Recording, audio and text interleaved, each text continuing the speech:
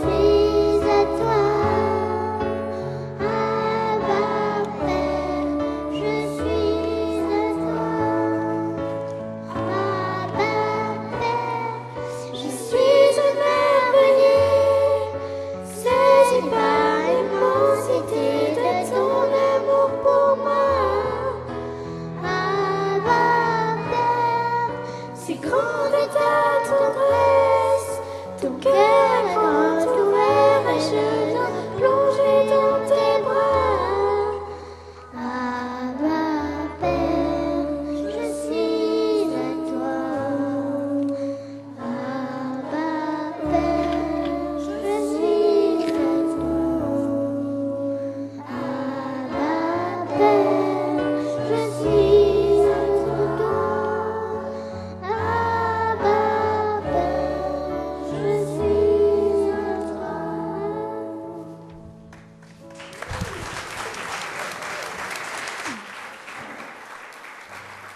Les enfants peuvent encore rester devant parce que Bernard va prier pour vous maintenant. Et merci beaucoup pour cette belle interprétation de ce chant.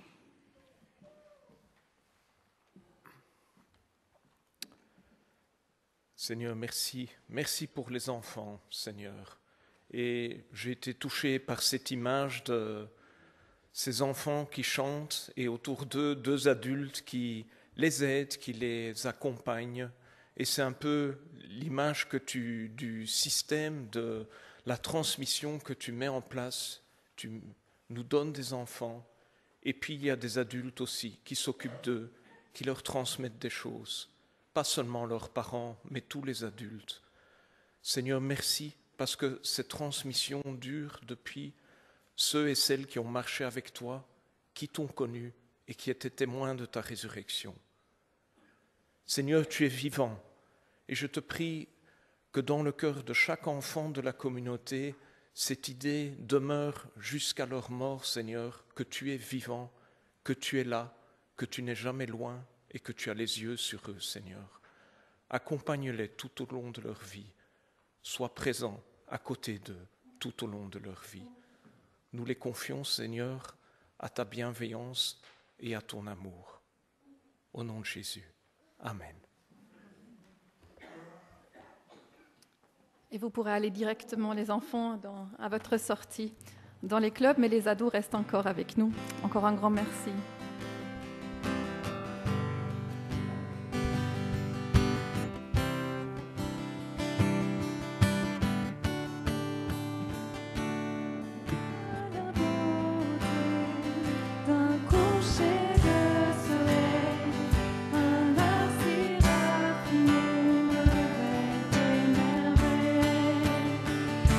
Je sens l'immensité du mystère des galaxies. Mon cœur est bouleversé par l'amour du Dieu infini. Comment te dire merci? Comment ne pas t'abandonner ma vie? Alléluia, Alléluia. Comment t'aimer, te louer, faire de ce jour que tu nous as donné un Alléluia, un Alléluia, Alléluia. Quand j'entends l'histoire d'un Dieu plein de gloire, vêtu d'humanité, souffrant à nos côtés. Sur la croix, ils t'ont cloué, elle ne pouvait te garder. Tu es ressuscité par ta vie, tu as tout changé. Comment te dire merci? Comment ne pas t'abandonner ma vie? Alléluia, Alléluia. Comment t'aimer, te louer, faire de ce jour que tu nous as donné un Alléluia, un Alléluia, Alléluia. Comment te dire merci? Comment ne pas t'abandonner ma vie? Alléluia, Alléluia. Comment t'aimer, te louer, faire de ce jour que tu nous as donné un Alléluia, un Alléluia, Alléluia. Prenez place.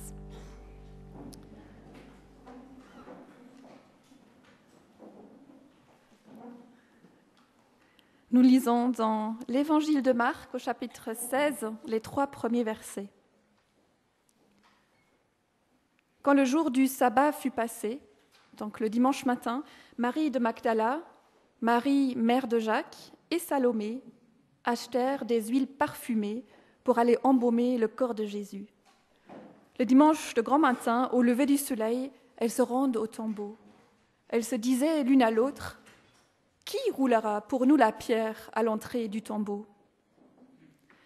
Nous nous mettons à l'écoute d'un poème que Daimene va lire pour nous et accompagné par cette peinture que Helga a fait exprès pour ce poème. Il va aussi tout à l'heure être affiché.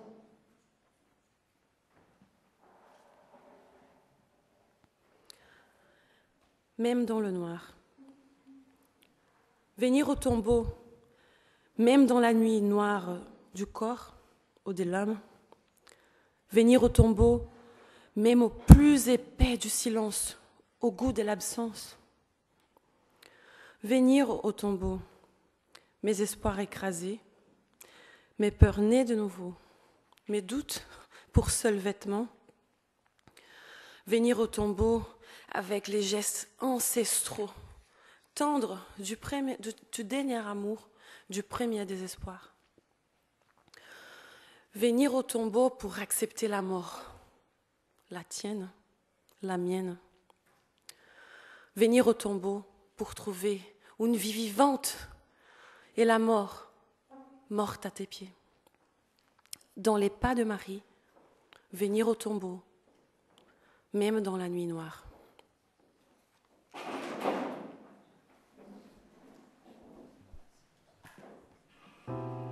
Même quand il ne fait pas noir, on peut trébucher. Venir au tombeau, dans les pas de Marie, même dans la nuit noire. L'art nous aide à toucher du bout des doigts au mystère de la vie, de la revie de Jésus. Nous avons ici un exemple avec ce tableau et aussi avec ce que Caroline nous a fait.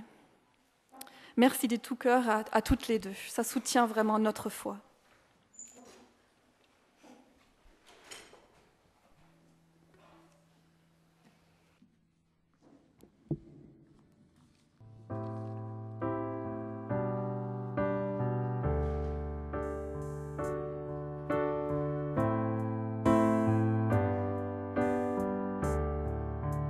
Car mon Dieu tient toujours ses promesses, me couvrant de tendresse. Voici quel est mon Dieu, car il fait toutes choses nouvelles. Sa grâce est éternelle, il a ouvert les cieux. Voici quel est mon Dieu. Voici quel est mon Dieu. Voici quel est mon Dieu. Venir au tombeau pour trouver une vie vivante. Oui, Dieu veut pour nous la vie vivante, une vie qui puise son élan dans la sienne. Le théologien Maurice Zandel écrit « La résurrection du Seigneur est l'affirmation la plus évidente, la plus profonde, la plus émouvante et la plus magnifique de la volonté éternelle de Dieu. Dieu veut que tout en nous soit vie, liberté, noblesse, grandeur et joie. » Je demandais à Heidi de partager avec nous en quoi cette citation rejoint son vécu passé ou présent et ce que cette citation évoque pour elle, et tout cela en 2 phrases. Je crois que je lui lançais un joli défi.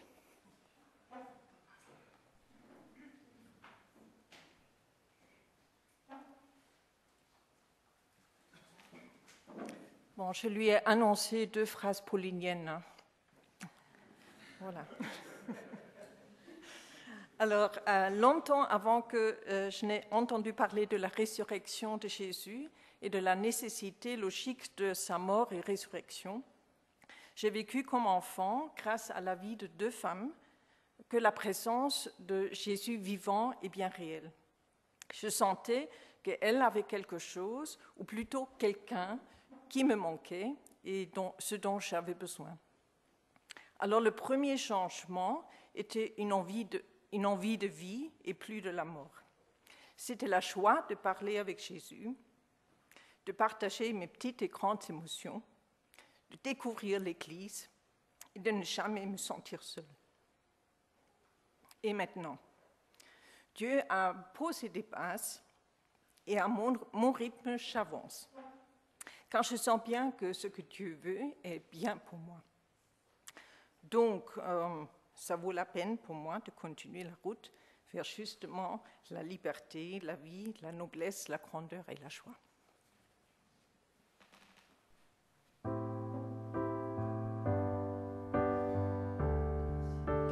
Car mon Dieu tient toujours ses promesses, me couvre de tendresse. Voici quel est mon Dieu, car il fait toutes choses nouvelles. Sa grâce est éternelle, il a ouvert les cieux. Voici quel est mon Dieu. Voici quel est mon Dieu. Voici quel est mon Dieu. Merci beaucoup, Heidi, pour ce partage qui nous encourage. Et je vais prier. Notre Dieu, tu veux que tout en nous soit vie, liberté, noblesse, grandeur et joie. Nous te demandons que nos cœurs ne soient pas les mêmes après l'écoute de ta parole, que nous puissions te rencontrer aujourd'hui dans cette parole, toi le Christ ressuscité, que nous recevions l'élan d'aller par-delà de nos peurs par la grâce que toi tu nous fais. Nous prions que tu veuilles soutenir Audrey qui a préparé cette méditation pour nous. Amen.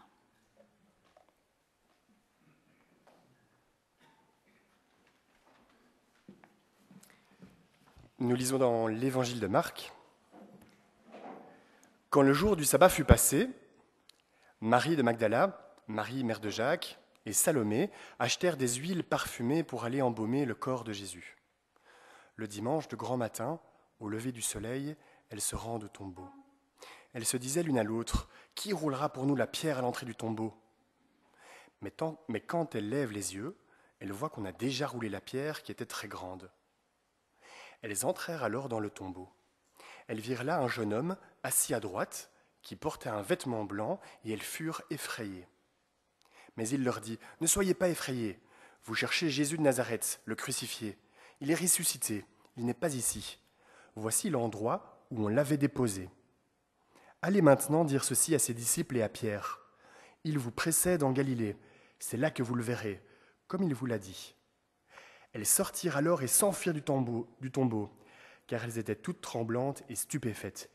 Et elles ne dirent rien à personne, car elles avaient peur.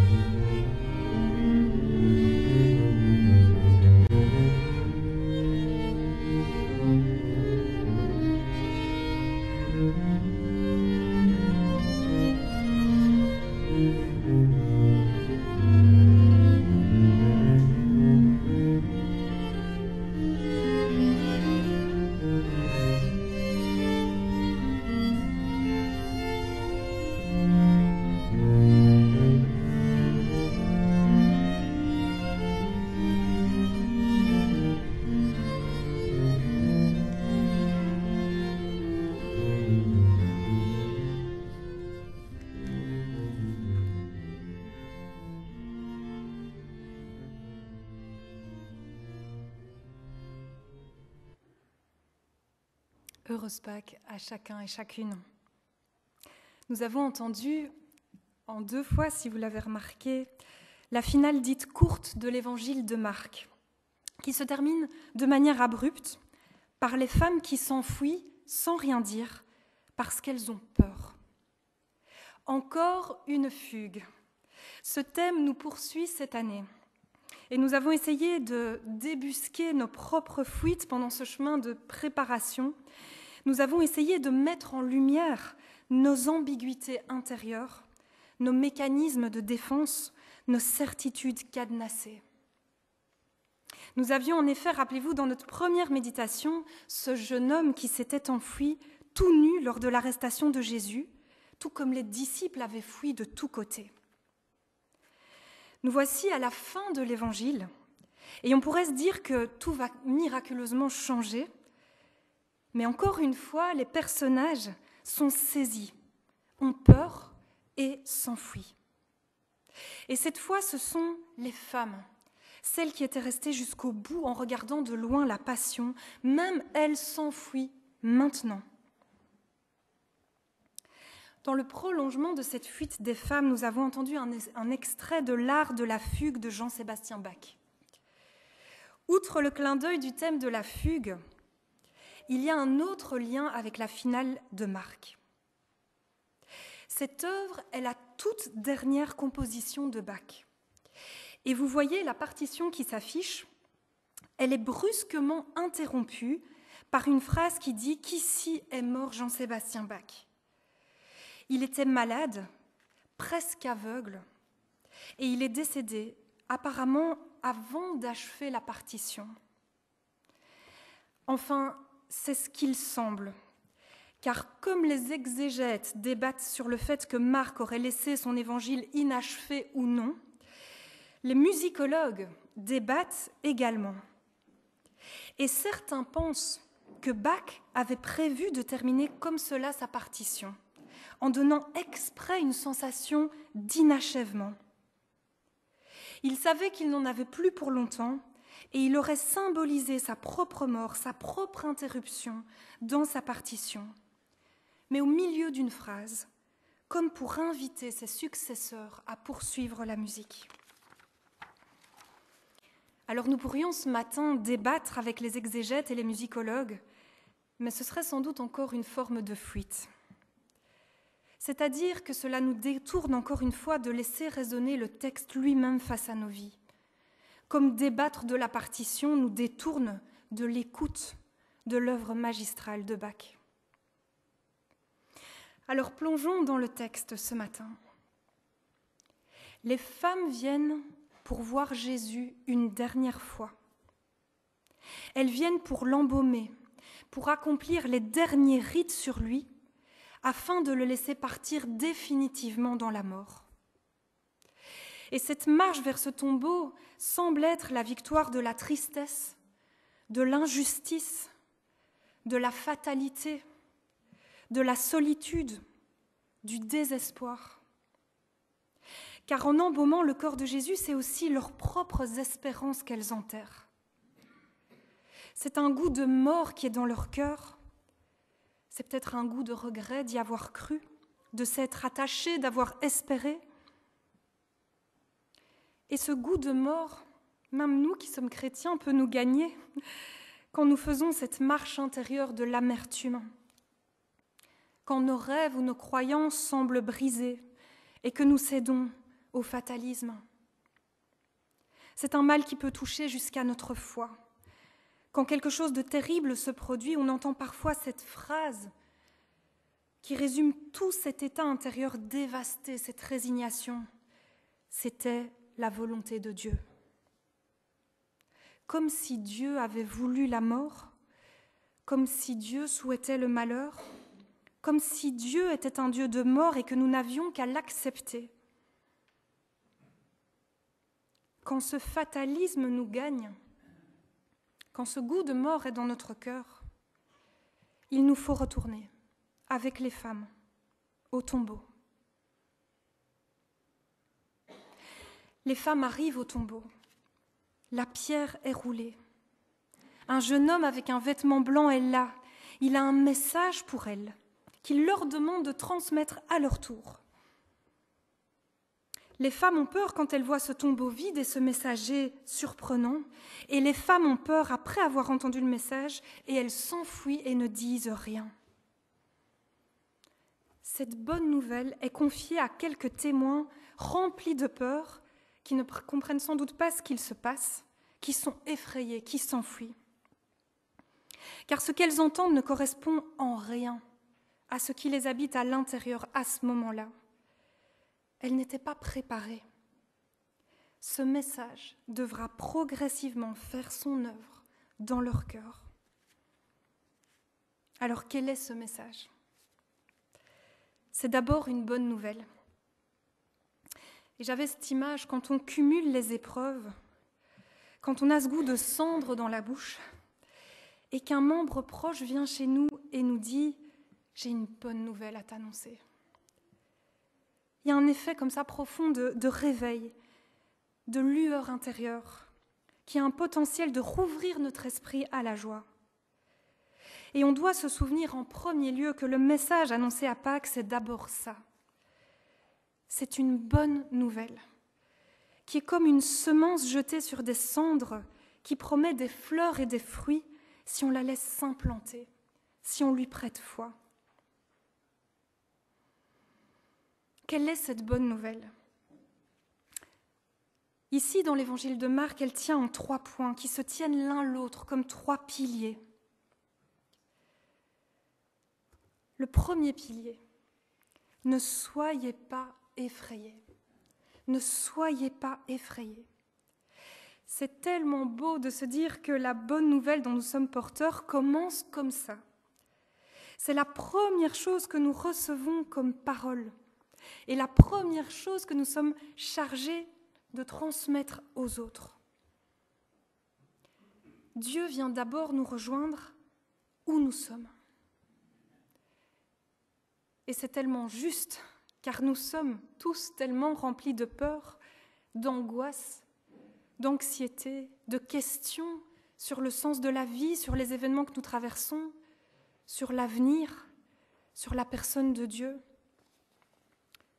Il y a tant de raisons d'avoir peur, tant de raisons de fuir, on l'a vu pendant ce chemin de préparation, tant la mort et la douleur rôdent autour de nous, semblent triompher. Ne soyez pas effrayés, n'ayez pas peur. C'est la première chose que Dieu transmet à la Pâque. Les premiers mots de la bonne nouvelle, ce sont des paroles de réconfort et d'encouragement. Et pourtant, les femmes s'enfuient. L'image qui me venait, c'était celle des enfants. Quand ils traversent des peurs intenses, souvent le soir, liées à leurs petites circonstances, et que nous, adultes, nous voyons cela de haut. On a déjà traversé ces peurs, on les a déjà surmontées. Et nous leur disons avec tout notre cœur, mais n'aie pas peur. Tu ne dois pas avoir peur, je suis là, ça va aller. Et souvent, ces paroles n'ont pas d'effet immédiat, comme pour ces femmes qui s'enfuient d'abord. L'enfant va devoir parcourir un chemin, traverser lui-même, soutenu par l'amour et la présence de ses parents. Quand Dieu nous dit « n'ayez pas peur », nous avons de la peine à intégrer immédiatement ces paroles. Il y a un chemin à vivre pour qu'elles arrivent à notre cœur, pour qu'elles s'imprègnent dans notre être. Et ce chemin se vit en parallèle et dépend des 2 autres points de la bonne nouvelle, pour pleinement vivre cette victoire sur la peur, pour qu'elle ne soit plus la dominante de notre vie. Le 2e pilier, Jésus n'est pas ici. Jésus n'est pas ici, il est ressuscité. Jésus n'est pas dans les tombeaux. La mort n'est pas la puissance ultime. Les bourreaux du Christ n'ont pas le dernier mot. Dans les régimes de dictature très violents, ceux qui collaborent pour sauver leur peau cèdent sans doute à cette pensée que la mort, les comportements de mort sont la puissance ultime, et que la seule chose à faire, c'est d'y céder, de s'y résigner. Cela permet peut-être de survivre, mais plus de vivre.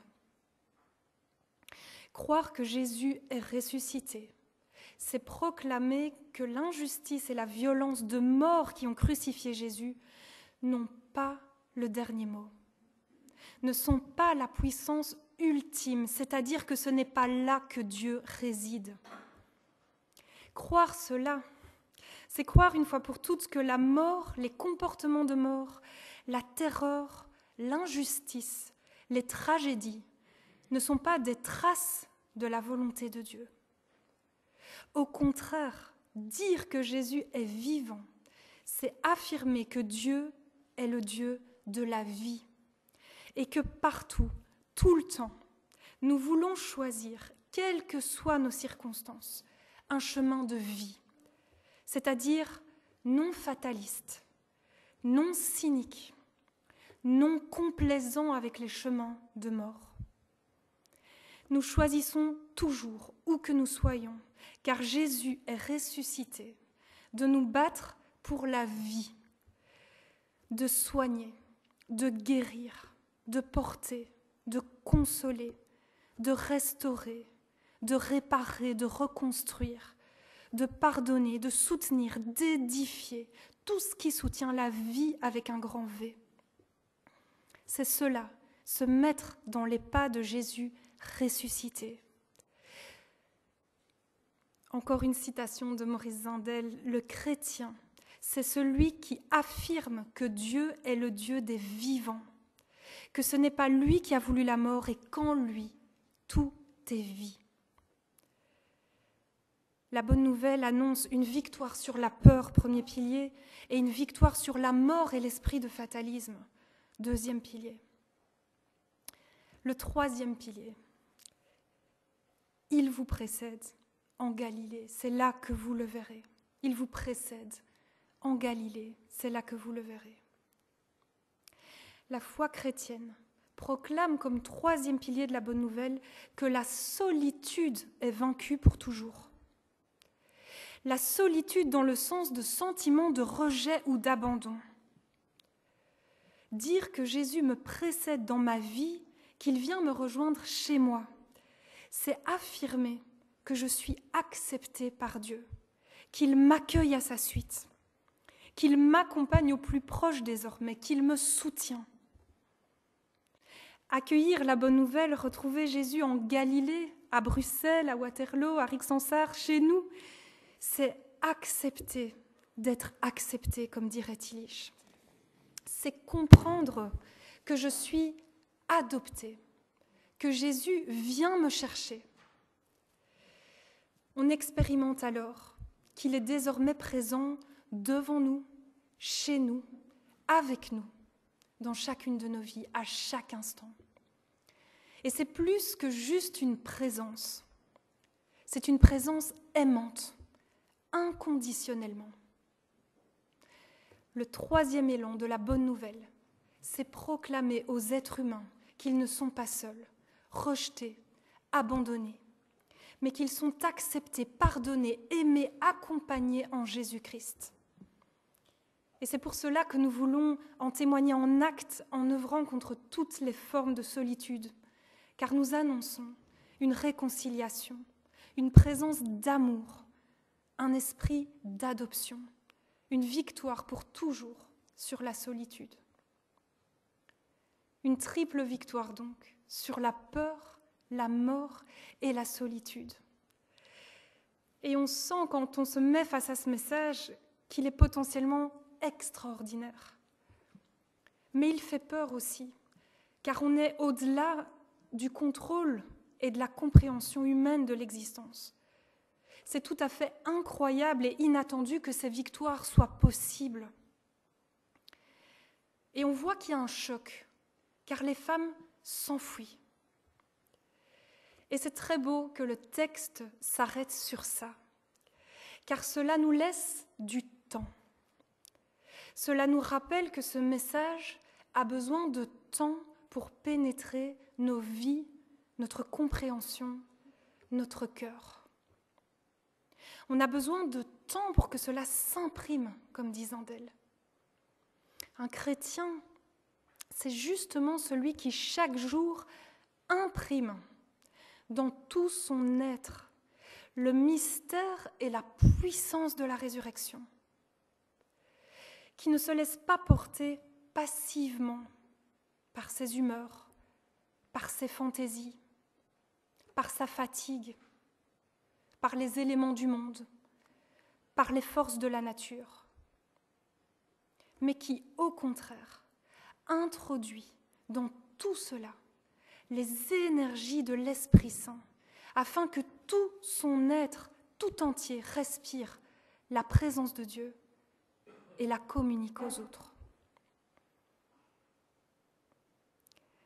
Cette fin inachevée laisse de l'espace pour ce travail d'impression, pour que ce message, petit à petit, nous délivre vraiment de la peur, nous délivre vraiment du fatalisme de l'esprit de mort, nous délivre vraiment de l'impression de solitude, tous ces mots qui nous conduisent à la fuite. Et il y a du temps, même pour les disciples qui se déroule entre la Pâque et la Pentecôte. Il y a un chemin à vivre qui est parfois long. Dans certaines de nos vies, il y a un des 3 piliers, la peur, le fatalisme ou la solitude, qui peut faire de la résistance. Et l'évangile de Marc a ce génie de laisser de la place aux inachèvements de nos propres vies, de nous rappeler qu'il y a des inachèvements, de nous rappeler que nous avons ce travail à vivre, de nous exposer, comme Lydia l'a dit, toujours plus à la puissance de résurrection de Jésus, pour faire tomber toute peur, tout cynisme, tout repli d'isolement dans nos vies. Ainsi, contrairement à ce qu'ont pu penser certains commentateurs, cette fin n'est en rien une faiblesse ou un échec. Parce que nous savons, si nous sommes là ce matin, nous le savons tous, que les femmes finiront par parler. Elles finiront par annoncer cette bonne nouvelle. Nous savons que cette bonne nouvelle est agissante. Mais cette fin nous permet d'avancer chacun à notre rythme face à cette nouvelle incroyable, difficilement croyable de Jésus ressuscité. Oui, ce message a une force qui agit. Et à un moment dans notre vie, ou à des moments, on finira par être saisi.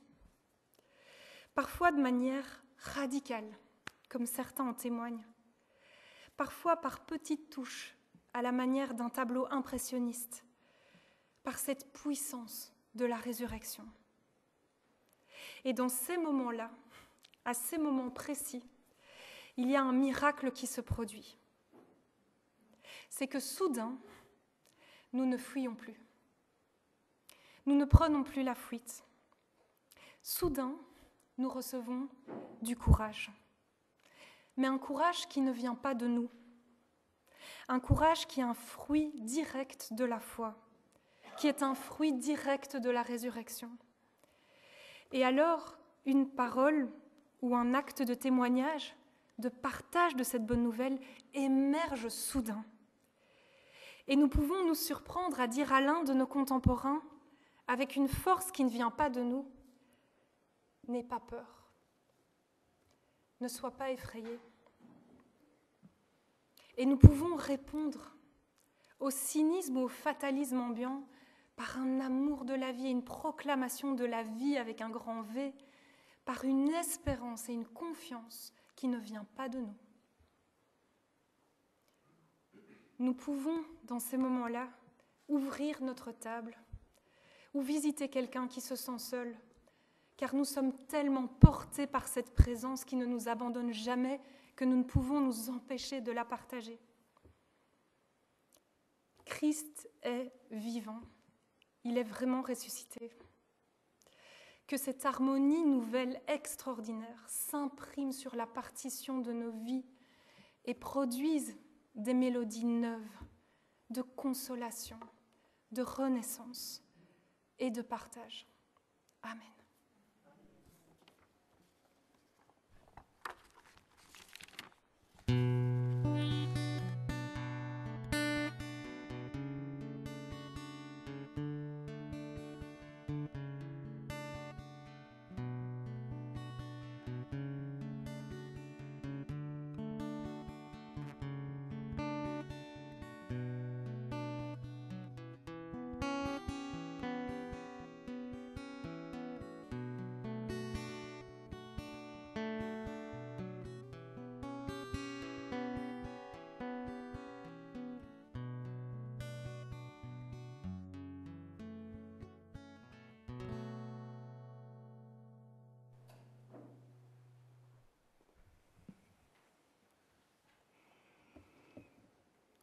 Nous allons prendre maintenant le repas du Seigneur, qui est justement ce cadeau qui nous aide à imprimer dans notre être toujours plus le mystère et la puissance de la résurrection. Finalement, le repas du Seigneur est un miroir de nos vies. Il y a toutes les gammes des émotions. Il y a la tristesse et la mort de Jésus, la tristesse de nos égarements, de nos manquements. Il y a la joie de la vie que Jésus nous communique, la joie qui n'est pas restée dans le tombeau, qui le vivons aujourd'hui. La résurrection du Seigneur est l'affirmation la plus évidente, la plus profonde, la plus émouvante et la plus magnifique de la volonté éternelle de Dieu. Dieu veut que tout en nous soit vie, liberté, noblesse, grandeur et joie. Pendant ce repas fait de quelques fruits de la terre, nous pouvons vivre les deux. La joie inimaginable de la résurrection, qui nous dit avec force que Dieu veut pour nous la vie, la liberté, la joie. Cette joie, nous la vivons en étant conscients que Jésus a réellement passé par la mort, qu'il porte les marques des clous dans son corps. Il y a joie et souffrance, joie et détresse qui se côtoient si souvent dans nos vies. Oui, le Christ nous a véritablement rejoints dans notre humanité et il nous précède. Il nous annonce cette victoire sur la peur, sur la mort, sur la solitude qui est déjà là dans notre vie et qui sera pleinement là quand il reviendra. Prendre ce repas, c'est répondre à cet amour de Dieu. C'est faire cette démarche de confiance où l'important n'est pas de regarder à nous d'abord, mais regarder à lui. Regarder à son amour, son regard sur nous, son regard sur tout ce qui est inachevé en nous. Prendre ce repas si simple, c'est dire oui, notre Dieu, tu es au milieu de nous, tes promesses de pardon et d'espérance sont réelles. C'est accepter d'être accepté alors que nous nous trouvons si souvent inacceptables. Et pour soutenir notre méditation de ce que Christ a fait pour nous, la chorale a préparé un cadeau pour nous. Un chant magnifique tiré de la Passion selon saint Matthieu de Jean-Sébastien Bach, que nous écouterons pendant la distribution des éléments. Et le chant est une prière.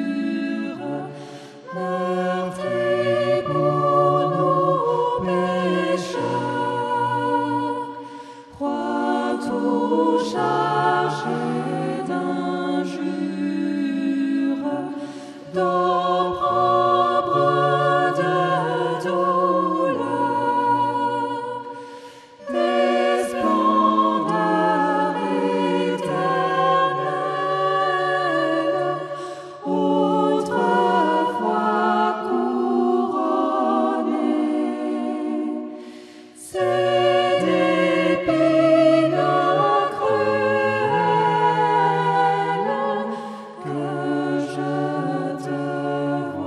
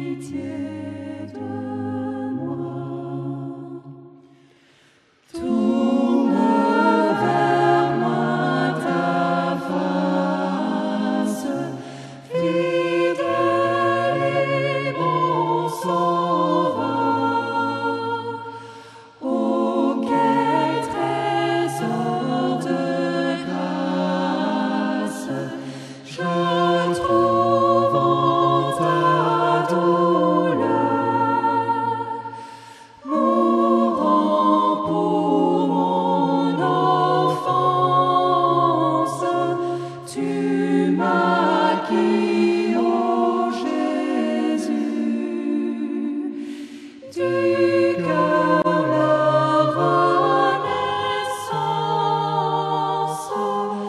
et la paix des élus.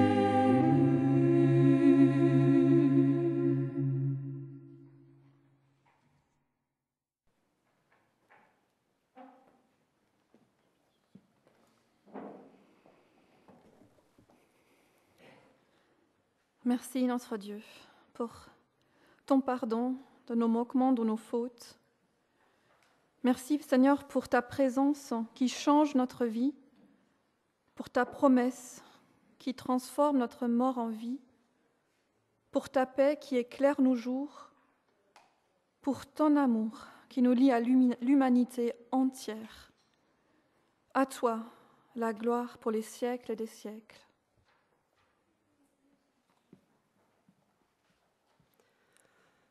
Reste avec nous, lumière du monde, Jésus-Christ, pour dissiper nos doutes, pour clamer nos terreurs et pour nous montrer le chemin.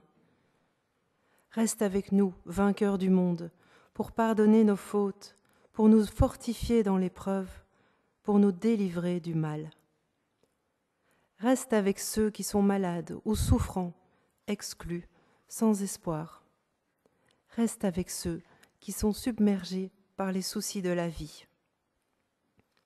Reste avec nous et avec toute ton Église. Reste avec nous maintenant et aussi au soir du jour, au soir de la vie. Reste avec nous par ta grâce et ta bonté, par ta parole. Reste avec nous pour le temps et pour l'éternité. Amen.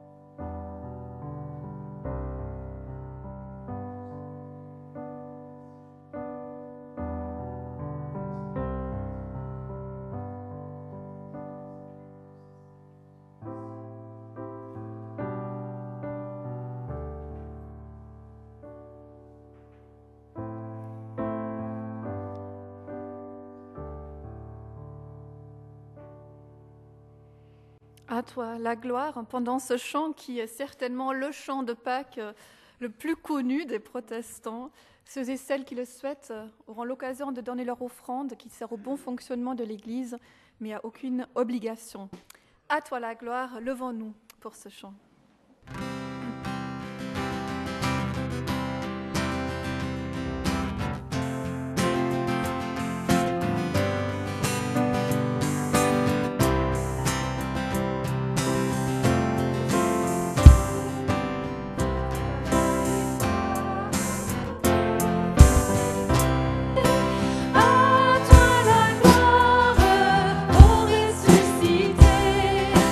À toi la victoire.